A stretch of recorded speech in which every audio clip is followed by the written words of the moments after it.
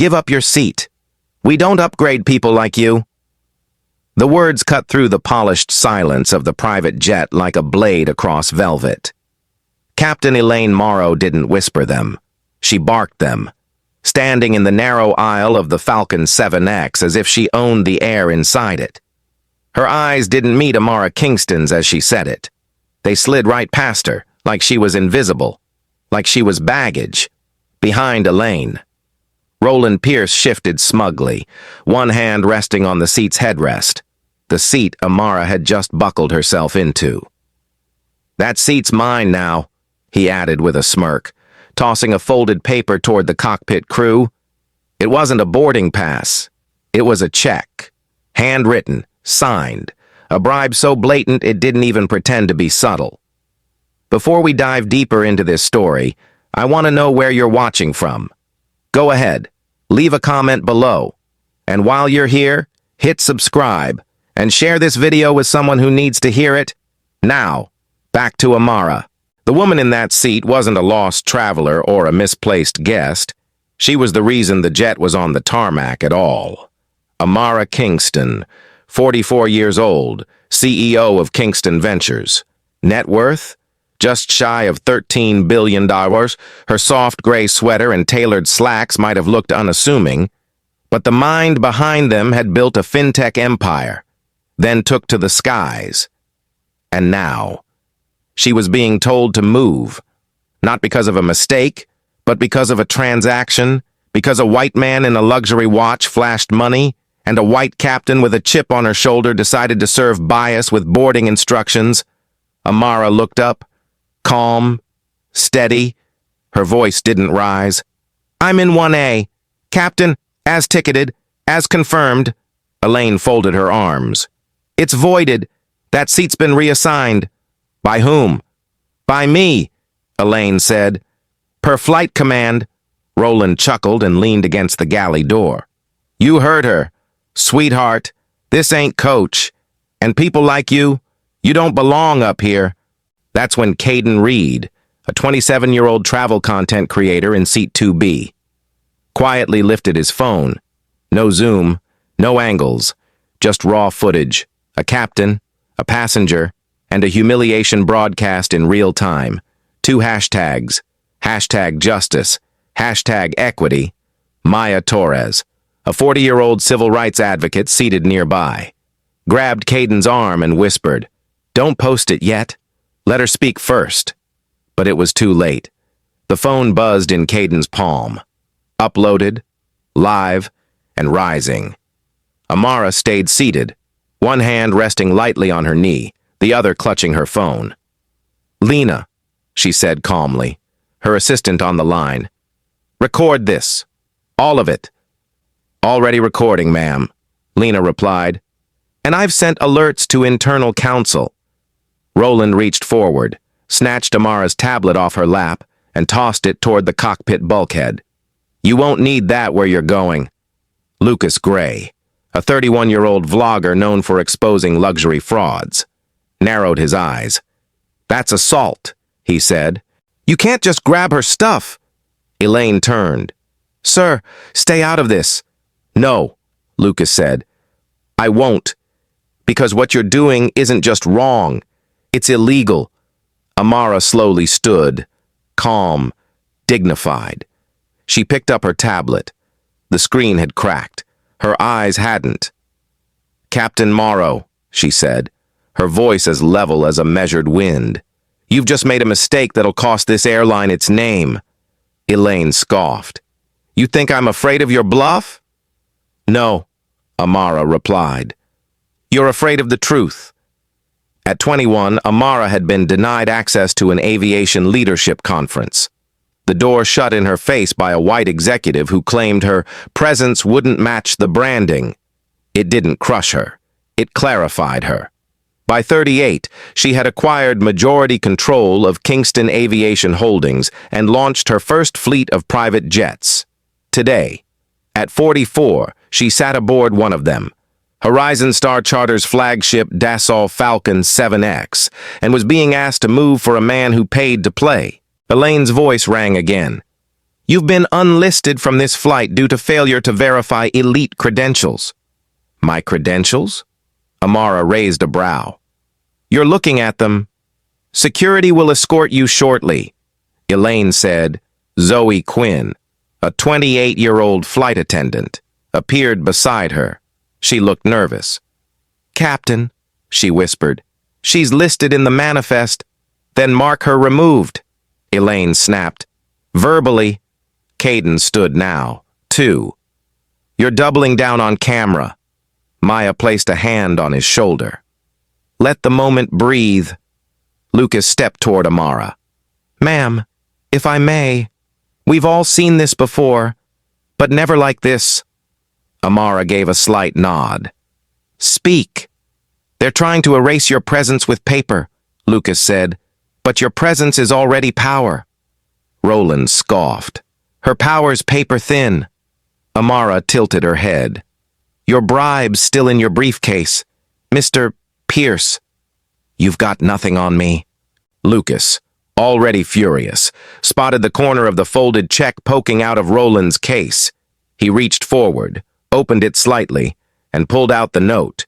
He read aloud, To Elaine, for seat 1A, $7,500. No questions. Gasps rippled through the cabin. Zoe's eyes darted. Elaine's nostrils flared. Roland lurched forward, trying to grab it back, but Lucas held it up. You bought her seat, Roland growled. This proves nothing. Amara didn't smile, didn't smirk. She simply said, This proves everything. The silence that followed was no longer quiet. It was charged. Dense, Caden whispered. This is going viral. It already is, Maya murmured. Amara leaned slightly toward Elaine. Captain Morrow, you've just sacrificed your license at the altar of bias. Elaine crossed her arms. You're all bark. No, Amara said softly. I'm the buyer. She tapped her phone. Lena, connect me to Tessa. On standby, Lena replied. Should I proceed with protocol? Yes, Amara said. We go legal now. Zoe stepped back, clearly shaken. Maya looked at her. Is this what you signed up for? Zoe didn't answer.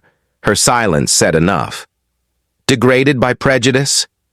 Amara's voice echoed louder now, clear, unflinching. Stand tall, log it, share it, act, let them know. Our dignity isn't negotiable. The cabin didn't cheer. Not yet.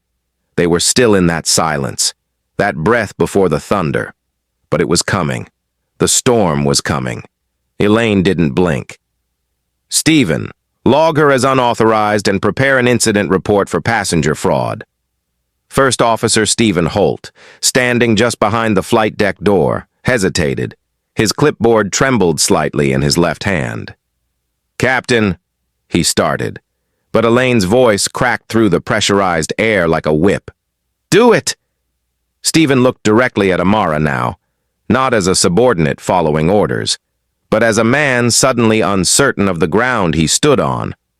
Passenger Amara Kingston is not on the verified elite roster, he said, the words catching in his throat. You're calling me a fraud? Amara asked. She hadn't moved from her place near seat 1A, but her tone had dropped an octave, low and controlled. You're accusing me of stealing my own seat? Roland, still leaning nearby with smugness plastered across his face, laughed. Didn't take long to find out she's a phony. Should have checked her credit first. This isn't a boarding issue, Elaine added, stepping forward. It's a criminal deception. Zoe Quinn, the 28-year-old flight attendant, shifted nervously between them, then looked at Stephen. She's on the manifest, Zoe whispered, almost like she was afraid of her own voice. Elaine turned sharply. Strike that. She's not. She never was, Zoe faltered. Captain, that's not true. Are you contradicting me? Elaine snapped. Do you want to be written up? Zoe opened her mouth, then closed it. Stephen, still visibly pale, cleared his throat. Captain, I think we should pause here. This is escalating. It's not escalating, Elaine replied, turning back to Amara. It's resolving. You're going to disembark now, or security will handle it. Call them, Amara said, not flinching. And you'll see who really leaves this aircraft. Her phone was still in her hand, the line with Lena still open. Lena, record Captain Morrow's accusations, word for word. Recording, Lena confirmed, in seat 3A. Lucas Gray spoke up, his voice louder this time. You're making a mistake, Captain, a big one, and we're all witnesses. This is not your concern, Elaine barked. It is, Lucas replied, because what you're doing isn't just discriminatory, it's vile. We follow FAA procedures, Elaine said flatly, and that includes verifying passenger identity. So why not ask for ID? Lucas shot back. Why skip that and accuse her outright? Amara slowly turned to Zoe. You checked me in, didn't you? Zoe nodded faintly. Yes, ma'am. Did I present ID? Yes. And did I match the manifest? Yes. Say it louder. Lucas urged. Zoe looked around the cabin, then back at Amara. Yes. You were verified. Thank you, Amara said. Now let's talk about the real fraud here. She turned to Roland. How much did you pay? Roland didn't answer. 7,500, Lucas said, waving the bribery note he'd found in Roland's briefcase. Handwritten, signed, and dated. Elaine stepped forward. That's hearsay. It's proof, Lucas snapped. It's extortion disguised as seating preference. Stephen, Elaine ordered. Call airport security now. Stephen didn't move. His eyes were locked on Amara. And in that moment, his voice cracked. Captain, I can't. This isn't right. Elaine froze. Excuse me? She's not lying, Stephen said. And you know it. You're disobeying a direct order, she hissed. Then file a report, he replied, setting the clipboard on a side table. But I won't lie for you. Amara nodded slightly, her expression unchanged. Stephen, if you'd like to salvage your name, you'll cooperate fully when my legal team reaches out.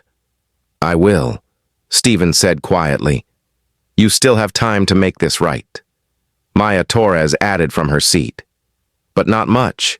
At that, Zoe suddenly looked up, her hands still fidgeting with the edge of a service napkin. Captain, she said quietly, I need to tell the truth. Elaine didn't respond. Her jaw tightened. Zoe swallowed. You trained me to profile non-white passengers. You said it was standard to flag them early. The cabin fell silent. Even Caden stopped recording. Elaine turned slowly. What did you just say? You told me to monitor certain passengers more closely, based on how they looked, Zoe said. You said it was subtle safety protocol. You're misremembering, Elaine snapped. No, Zoe said, louder now. I'm not. Amara stood slowly. I want every passenger to remember this moment, she said. Remember who spoke and who stayed silent. Lucas looked around the cabin. Every phone's got a camera. You think this won't surface? Elaine hissed. You'll all regret this.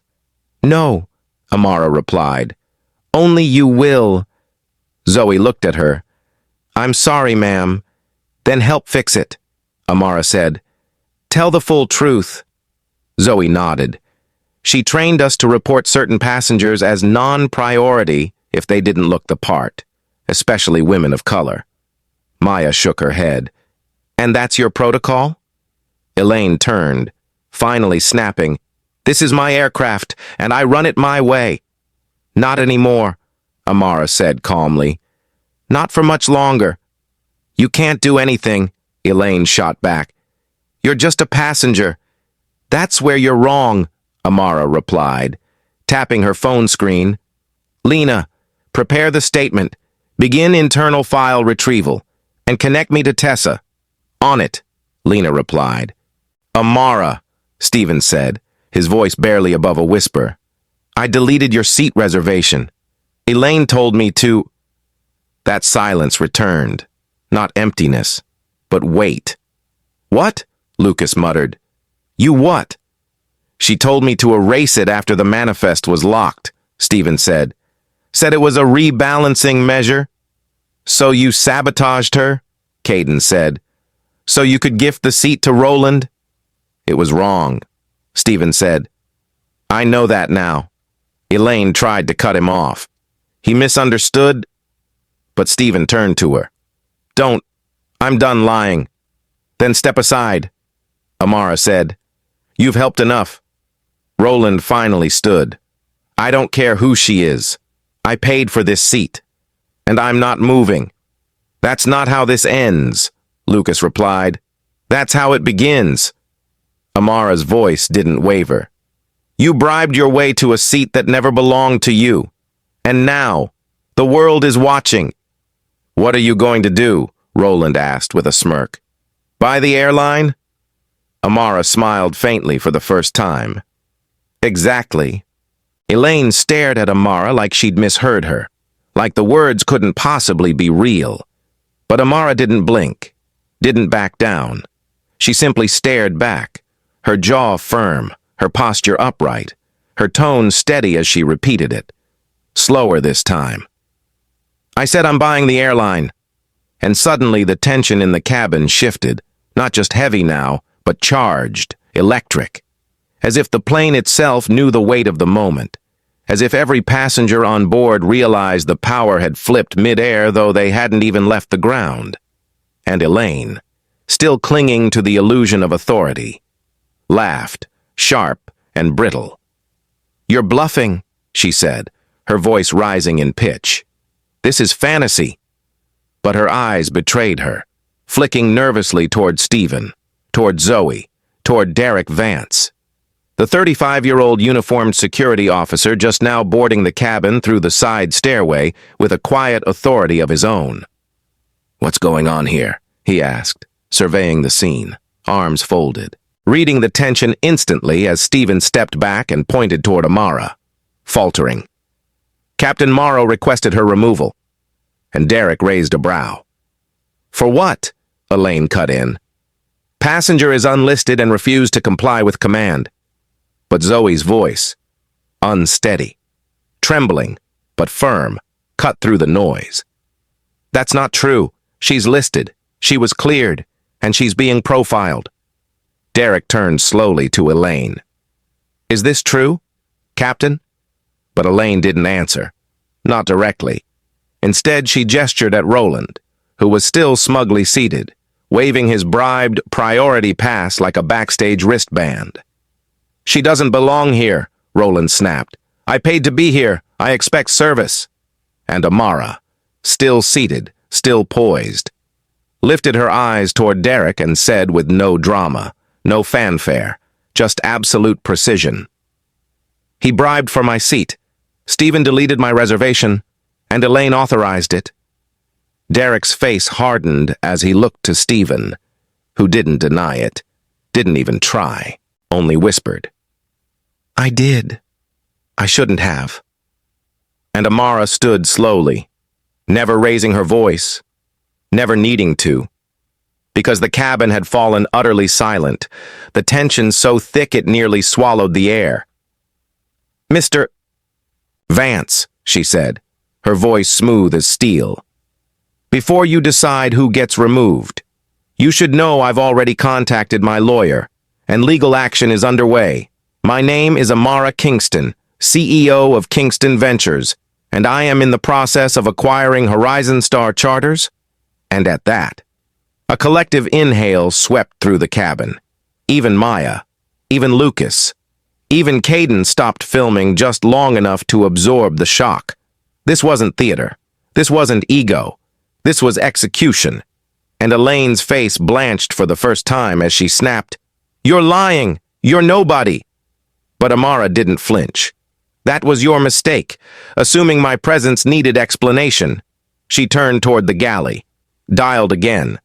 Lena, confirm status. Lena's voice came through calm, controlled, efficient. Tessa is preparing legal action. We've documented the seating record, passenger list, and Zoe's verbal statement.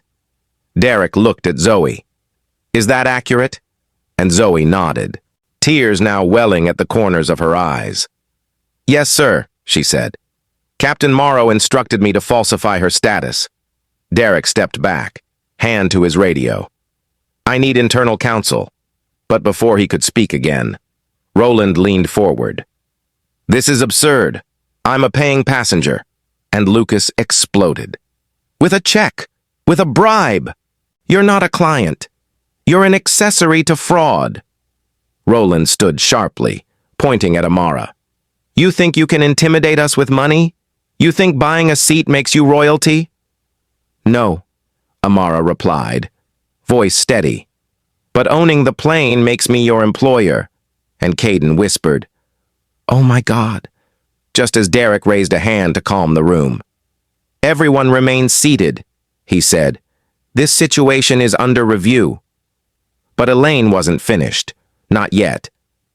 She's threatening us, she said to Derek. She's manipulating the cabin. And Amara, calm as ever, tapped her phone again. Lena, put Tessa on. And moments later, Tessa Vaughn's voice, clear, professional, unwavering, echoed into the cabin from Amara's speaker.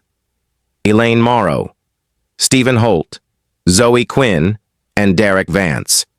You are being named in a federal discrimination complaint to be filed within the hour under violation of passenger civil rights and FAA ethical codes. Derek's face changed, hardening into stone. I was just called in, he said, but Tessa continued. All activity since boarding is logged, including deletion of reservations, verbal profiling, and witness statements. Elaine laughed again, desperate now. This is ridiculous. This won't stand. But Stephen suddenly stepped forward, hands raised. She's right, he said, voice cracking. I deleted it. I went along with it because Elaine said she'd report me if I didn't comply. Amara stepped closer, eye to eye now with Elaine. Captain Morrow, you're not just biased, you're reckless, and you've endangered this entire company with your arrogance. You don't own it yet, Elaine hissed, but Amara's eyes didn't move. Then let me correct that. She turned again. Lena, execute phase 2. Begin formal acquisition proceedings. Lena confirmed instantly. Moving forward, ma'am. All systems green. Roland looked around, confused now. Wait, you're serious? Deadly, Amara said. And then, with perfect calm, she stepped toward Derek and whispered just loud enough for the others to hear. Escort him out. He has no seat, no pass, and no authority. And Derek paused, then nodded. Mr. Pierce, you'll need to disembark, now. This is insane, Roland shouted. But Derek didn't flinch, and 2 ground staff appeared just outside the cabin, waiting, arms crossed, as Roland threw up his hands and growled, You'll regret this, and Amara, now turning back to the stunned passengers, simply said, No, I'll rebuild this. And then she turned to the crew still huddled near the front galley and added, Starting with all of you. The cabin held its breath as the storm cleared just long enough for Lucas to speak. That was justice. And Amara gave him a look that didn't gloat, didn't mock, just acknowledged what he'd said was right. And then she looked around the jet and said, None of this is over, but it's begun. Elaine's voice trembled with something new now, not power, not control, but fear barely hidden beneath stubborn pride as she pointed toward the jet's exit door and shouted, Derek, remove her from my aircraft now. But Derek didn't move, not immediately, because the chain of command had shifted, and everyone in the cabin could feel it. Like the weight of the cabin pressure had suddenly redistributed. Elaine no longer stood at the helm.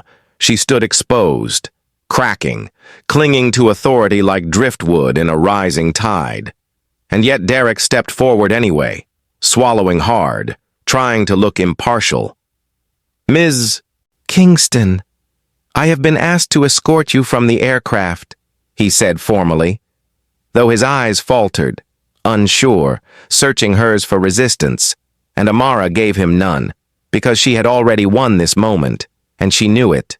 Instead, she simply looked toward her phone and said calmly, Tessa, you're hearing this, correct?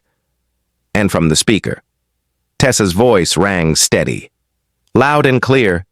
Any forced removal will constitute retaliatory action during active legal review. And Derek paused again, caught between duty and legal liability. But Elaine hissed, She's a security threat. She disrupted the crew. To which Amara raised a single brow. Your threats are unraveling, Captain, and your lies are being archived. She glanced toward Lena's live call. Lena, timestamp this. And Lena responded instantly. Done, ma'am, filed under 09.18. And just as Derek opened his mouth to speak again, another voice cut across the tension like a blade. Imani Wells, the 25-year-old black jewelry designer seated in the rear, who until now had remained quiet, simply observing, absorbing, but now rose with visible emotion. Captain Morrow accused me of looking suspicious when I boarded, Imani said, her voice shaking with hurt and rage. She made me open my purse for a random check while 2 other passengers walked past unchecked. The room shifted, eyes turning sharply, murmurs stirring, and Elaine turned, face flushed. That never happened.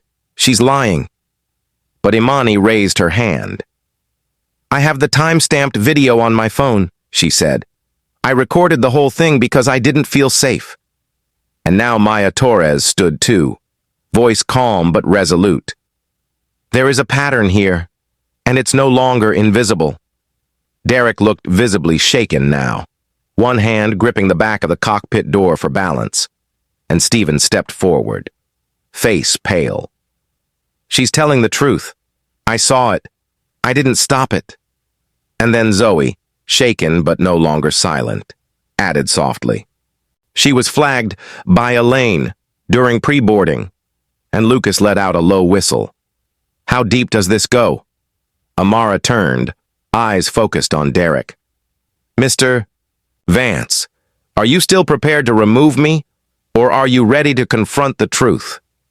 Derek didn't answer, but he didn't touch her either. Instead, he stepped back, hands lowered, face set like stone, and Amara turned to Zoe, voice low but unwavering.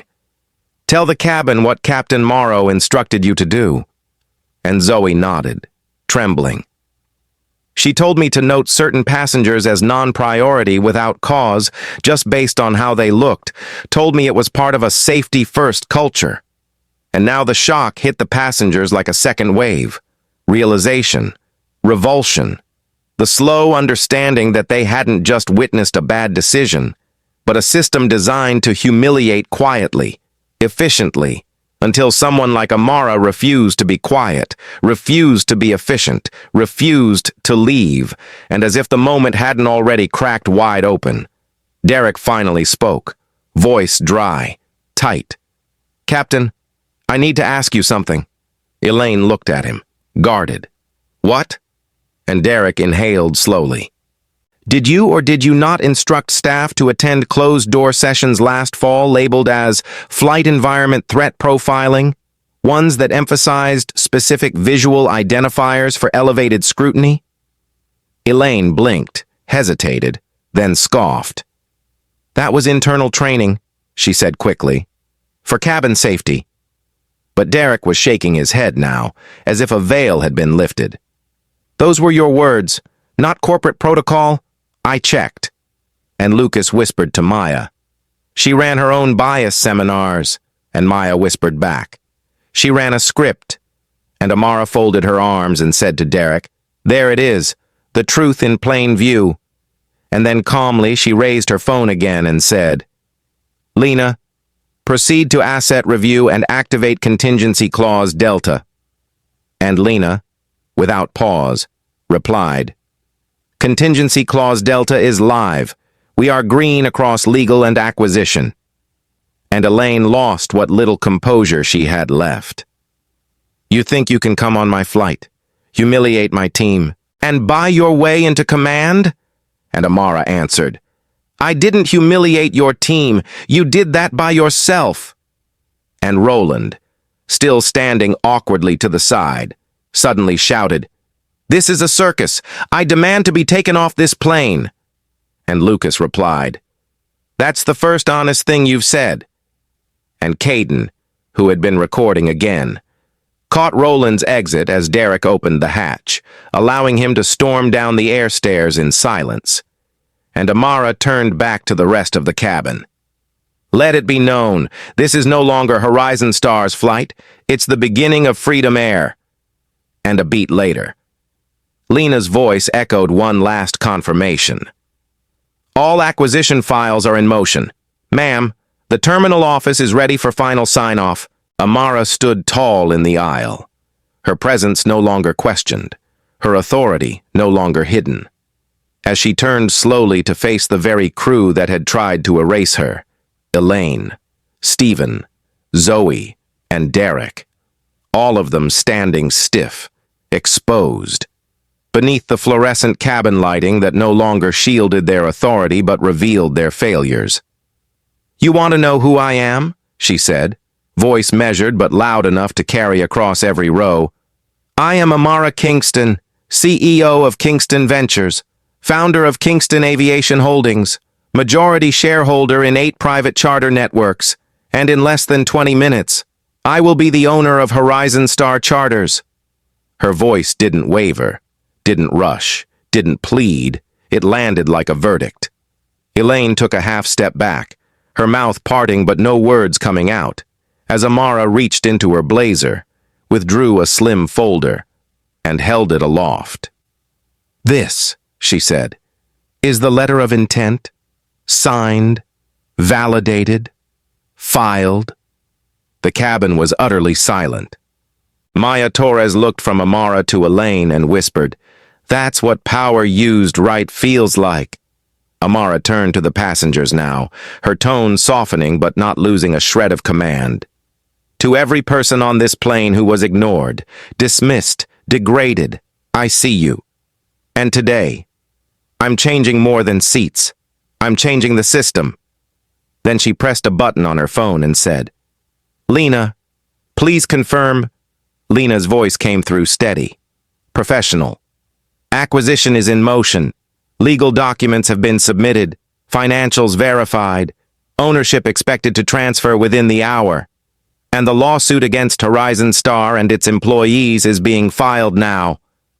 A soft gasp escaped from Zoe, who now looked at Amara not with fear, but with a strange, broken relief.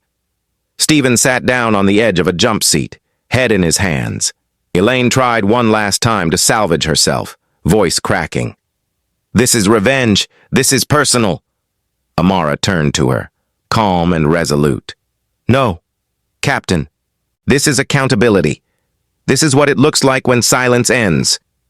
Then, without drama, without pause, she said, "Effective immediately, I am suspending you, Elaine Morrow, and you, Stephen Holt, Zoe Quinn, Derek Vance, all of you, pending full review by our new internal oversight panel." Elaine stumbled back, grasping the seat edge for support. Stephen didn't look up. Zoe nodded once. Derek stepped aside. Amara stepped forward. "Your access badges will be deactivated. You are not to re-enter Horizon Star property without clearance. And Roland Pierce," she added, turning her head slightly, though he was already at the foot of the air stairs. "You are banned from all future flights under Freedom Air Elite. Permanently." The moment held, suspended in a strange calm, until Lucas finally broke it, clapping once, then twice, then rising to his feet and saying, "That's what leadership looks like." And other passengers followed suit, not wild applause, but something deeper, recognition, reverence, relief.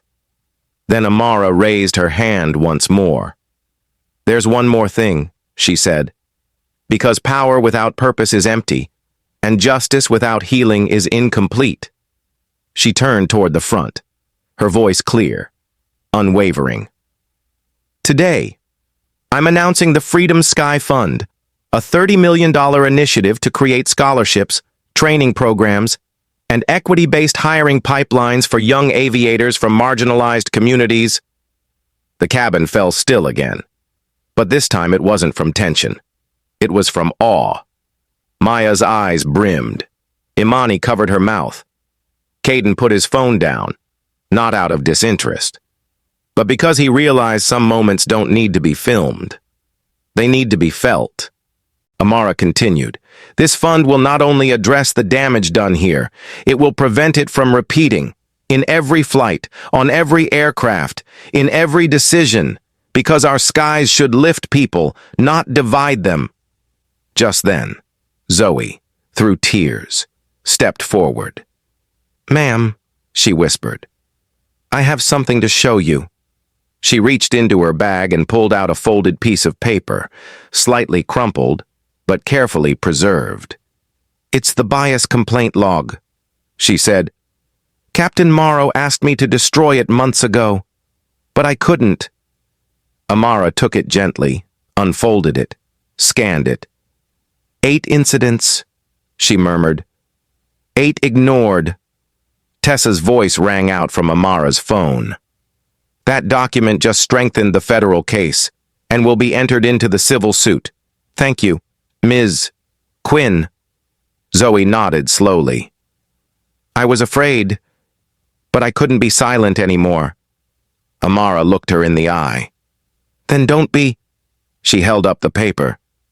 "Because this is how they fall, and we rise." Lena's voice returned, firm, proud. "Final contract language has been delivered. Ma'am, they're ready for your signature at the terminal." "Let's finish it," Amara said. She looked once more around the cabin, not for approval, not for applause, but for accountability. "The skies are changing," she said quietly, "and this seat will never again be sold to silence." At precisely 09:45 a.m., Amara stepped off the aircraft into the private terminal's executive suite, glass walls, sleek white furniture, and a single chrome desk at the center already prepared with a contract folder, a leather-bound pen, and 2 waiting representatives from Horizon Star's ownership board, neither of whom dared to speak as she entered. She didn't need an entourage or an announcement. Her presence filled the room. Lena stood beside her, tablet in hand, confirming. "All documents reviewed, legal, financial, regulatory, all terms locked. They've been notified of personnel suspensions and incoming audits. We're ready."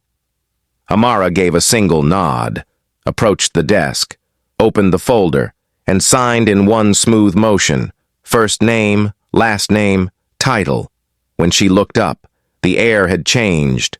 Horizon Star Charters, with its history of exclusion and unchecked bias, no longer existed. In its place stood Freedom Air Elite. The transfer wasn't just a transaction, it was a transformation. Amara turned to Lena. "Notify the team, and begin the press hold for noon release." Lena tapped the screen. "Already scheduled, ma'am." Minutes later, Amara stepped back onto the plane, the same aircraft where her legitimacy had been questioned, now legally hers. The air felt lighter. The silence wasn't tense, it was respectful. She stood at the front of the aisle, the entire cabin facing her. "This jet is no longer Horizon Star's property," she announced. "You are now passengers on the inaugural flight of Freedom Air Elite." A murmur of disbelief gave way to applause, restrained but powerful. "But this rebrand," she continued, "means nothing unless the culture changes with it. That's why I'm launching the Freedom Wing Initiative. Real reform, real oversight, and zero tolerance for bias in any form. Every staff member will undergo values-based training. Every complaint will be reviewed by a new equity board with rotating community advocates, and every flight will reflect the dignity of every passenger on board." In the rear galley, Elaine stood frozen, Stephen leaned against the wall, pale. Zoe looked down, tearful but relieved. Derek sat in silence. Then Amara added, "To those who participated in discrimination, your roles are now under independent review. Those who concealed bias will not remain in our skies." At that moment, Stephen stepped forward again, his hands open, voice low. "I have something to confess," he said, eyes flicking toward Elaine. "There was more than the deleted reservation. There was a crew-level attempt to block the acquisition. We were told by Elaine that if Kingston Ventures took over, we'd all be replaced. So she circulated false financials, internal reports, hoping to discourage investors. I saw the edits. I didn't report them." Elaine's face turned white. "You absolute coward," she hissed. "That was internal speculation." "No," Stephen said, firmer now. "That was sabotage, and it went too far." Amara didn't react with outrage. She didn't raise her voice. "Thank you for your honesty," she said. "But that doesn't excuse your silence." She turned to Lena. "Add that to the compliance file." Lena nodded. "Already flagged." Then Zoe, still near the jump seat, looked up. "There's more," she said softly. "Elaine asked me to delay certain complaint filings. She told me not to log them into the main system, just to shred them. I have the originals. I didn't destroy them." Amara approached her gently. "You kept them?" Zoe nodded. "I couldn't live with hiding it." Amara placed a hand on her shoulder. "Then help us rebuild. This initiative needs voices that know where the cracks were." Zoe, tearfully, agreed. Elaine collapsed into the seat nearest the galley, her command stripped away, her voice lost in the sound of something greater, something healing. Amara turned one last time to the passengers. "Today isn't about revenge. It's about restoration. And no amount of silence will ever again outweigh the truth." The cabin remained quiet, not out of tension, but reverence, as the truth finally settled in full. Elaine sat slumped in the jump seat, eyes vacant, stripped of authority and title. Stephen, subdued, said nothing more. Zoe remained close to the galley, clutching the envelope of hidden complaints like a confession and a commitment all at once. Derek, seated near the front, looked down at his hands, silent in reflection. Around them, the passengers had returned to their seats, but no one resumed casual conversation. This was no longer a flight, it was a reckoning. Amara stepped forward once more, standing in the aisle like a conductor guiding not just a crew, but a cultural shift. "There are consequences," she said, her voice warm but resolute. "And we do not sweep them away. Elaine, Stephen, Zoe, Derek, you will be referred to the FAA's Ethics Division. Each of you will be subject to compliance reviews. This is not retaliation. It is due process." Derek nodded slightly. Zoe said nothing. Stephen whispered, "Understood." But Elaine, still clinging to some shard of the past, mumbled, "This wasn't supposed to go this far." Amara turned her gaze to her. "That's what people always say when the curtain falls." Then she addressed the passengers. "As of today, Roland Pierce's firm is under audit by 3 regulatory boards. His exit from this aircraft is not the end, but the beginning of his accountability. We've submitted documentation of his bribe to the Department of Transportation. This isn't personal, it's precedent." Lucas leaned forward from his seat, voice low. "You just rewrote the entire rule book." Amara gave a soft nod. "Not rewritten, revealed." She paced slowly now, her voice steady. Freedom Air Elite will be the first private aviation company in the country to implement zero-tolerance bias protocols tied to real-time flight accountability, complaint visibility, and equitable hiring benchmarks across all flight staff, maintenance, and operations teams. That's not just policy. That's culture. Maya wiped away a tear, smiling through it. I didn't think I'd live to see this. Amara looked at her. Now help me make sure others do. She then turned to Imani, who had quietly endured her own profiling earlier. Ms.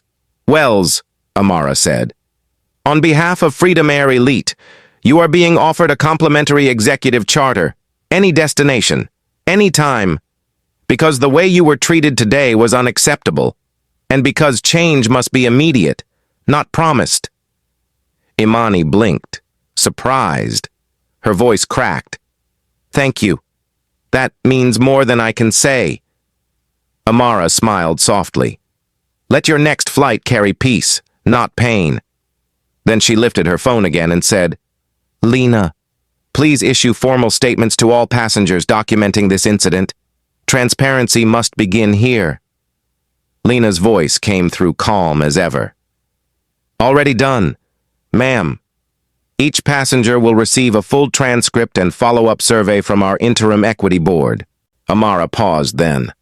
Glancing toward the window, a jet taxied slowly past in the distance, bearing the old Horizon Star logo, faint, outdated, soon to be replaced. Symbols matter, she said, but substance matters more, and today, the substance is this. No one will ever again be asked to prove they belong while seated on one of our flights. Just then, a new voice came through the onboard comms, an older man, voice raspy but clear. Ms. Kingston, this is Harold Deakins, former Horizon Star captain. I flew under this banner for 34 years, and I need to say something before I retire. I buried complaint after complaint about racial profiling because I was told it would destabilize crew morale. I knew what Elaine was doing, and I stayed quiet. I see now that silence is cowardice. Amara closed her eyes for a moment, absorbing the weight of the confession. Captain Deakins, she said gently, your words matter now. Let this be your legacy, not the silence, but the truth. Lucas whispered, even the ghosts are speaking now. Amara turned back to the cabin. Let this moment echo, because this story doesn't end with a headline or a lawsuit. It ends with a new standard, and it begins again with every flight we take from here forward. Caden, finally lifting his phone again, recorded one last clip. Amara standing strong at the aisle, passengers behind her, a broken airline reborn in real time. Liberation, she said softly, doesn't come from noise. It comes from knowing who you are and refusing to move when someone tries to take your seat. And as the aircraft doors prepared to open once more, a new dawn had already arrived in the sky above them. If you've ever been told you don't belong, this story is for you.